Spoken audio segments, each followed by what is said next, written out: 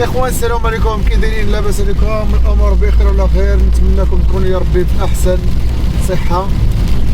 اخوان كنتواجدوا دابا في سيدي بوصبار، بالضبط سيدي بوصبار، جامعه سيدي احمد الشريف. وبغيت نناقش معكم واحد الموضوع.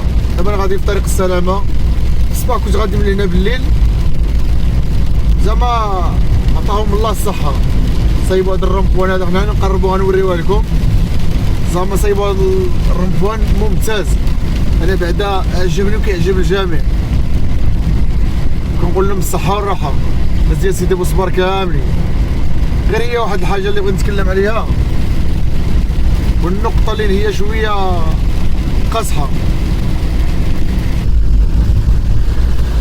المشكل هو بان هذيك الرمبوان من داروا فيه واحد العلامه ديال التشوير قريبه شويه، ديك العلامه التشوير اللي قريبه شويه ديال انتباه، زعما راه كاينه كروازما، هذيك ما كرهش الانسان تكون بعيده بزاف.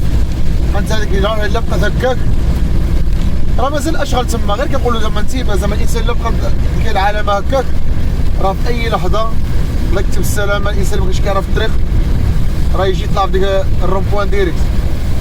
هيا الله يجازيكم بخير الناس اشغال والناس المسؤوله ديال البلاد. هذيك الرمبوان راه جا ممتاز صراحه، معتبر وراه يعجب الجميع وعجبنا وواعر كاع مره. غير هي واحد النقطه اللي بغيت نعلق عليها شويه، هي ديك العلامه ديال التشوير، ديك البلاكه ديال ملتقى الطرق، راه ضروري خصها تبعد شويه.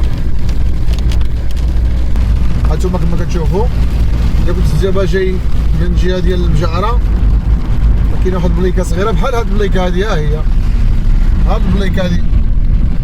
البليكه دابا قريبه بزاف، الانسان اللي كان غادي جاي في الطريق 80 راه شويه صعيبه بزاف. ديال الله يجازيكم بخير، الله يرحم لكم الوالدين.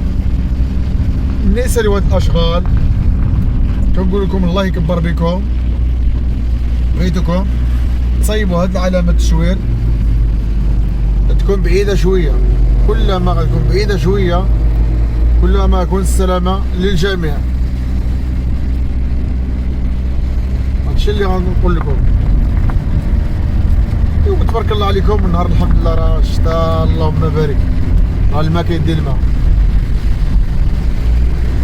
وهنا الاخوان الا بقيتوا وصلتوا معنا حتى نهاية الفيديو، ما تنساوش ديروا لنا الاعجاب وشو كومنتات زوينه، وما تنساوش تشتركوا في القناه باش يوصلكم دائما الجديد. وتبارك الله عليكم، والحياه جميله وانتم اجمل